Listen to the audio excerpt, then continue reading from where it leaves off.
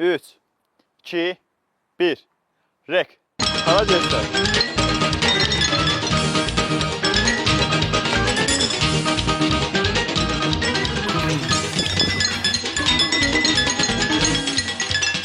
Deyətlə yoxlayaq. Ay, yoxlam da. Dayanacaqların əsas. Bilə.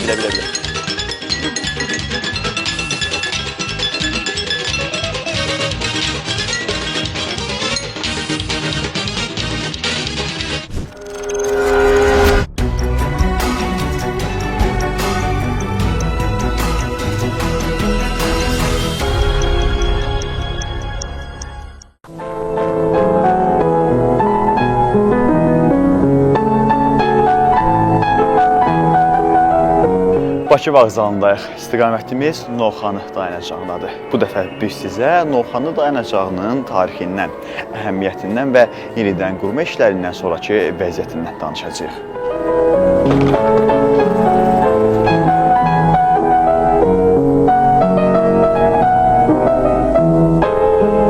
Novxanı dayanacağının orada yaşayan əhali üçün xüsusi bir önəmi var. Belə ki, günün pik saatlarında Bakıdan Novxanı istiqamətində getmək istəyənlər həmin istiqamətdə olan heç bir tıxaca düşmədən rahat şəkildə qatar vasitəsilə ünvana gedə bilirlər.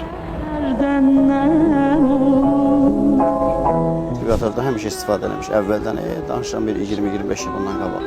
Əvvəl bu zonda Elçikə gəlirdi şəhərə, gedirdi, sonra Novxanı yay vaxtları gelmişik, dincəlmək üçün Elçikə. Pasdan biz Elçikə istifadə eləmişik. Vaxtı-vaxtda gedir, vaxtı-vaxtda gəlir, biraz tıxacdan qabağını alır. 2 il yaxındır ki, gedib gəlirəm. Yəni, tıxacları nəzərə alaraq avtomobilimlə keçə bilmirəm. Məsəl üçün, şəhərin mərkəzinə bir çox hallarda rahat olur, həm tez çatır, çox rahatdır.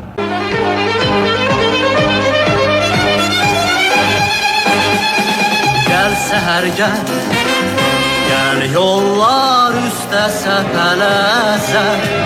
Dayanacaq 1971-ci ildə istifadəyə verilib. Ancaq uzun müddət istifadə olunduğundan təmir işlərinə ehtiyac yaranır.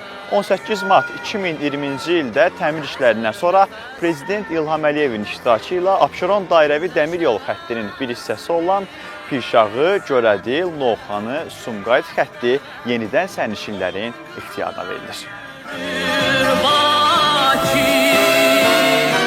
Ümumi sahəsi 8000 kvadrat metrdən çox olan Novxanı dayanacağında elektrik qatarlar üçün yeni platformalar, gözləmə yerləri, avtomatlaşdırılmış bilet sistemləri, həmçinin ərazidə sərnişinlərin şəxsi avtomobilləri üçün parking zonası və fiziki qüsurlu şəxslər üçün liftlər quraşdırılıb.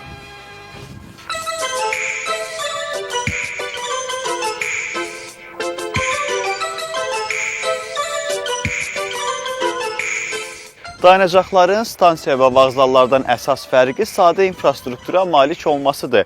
Həmçinin dayanacaqlar sərnişinləri düşürüb mindirmək üçün istifadə olunur. Yəni, əsas məqsədi budur.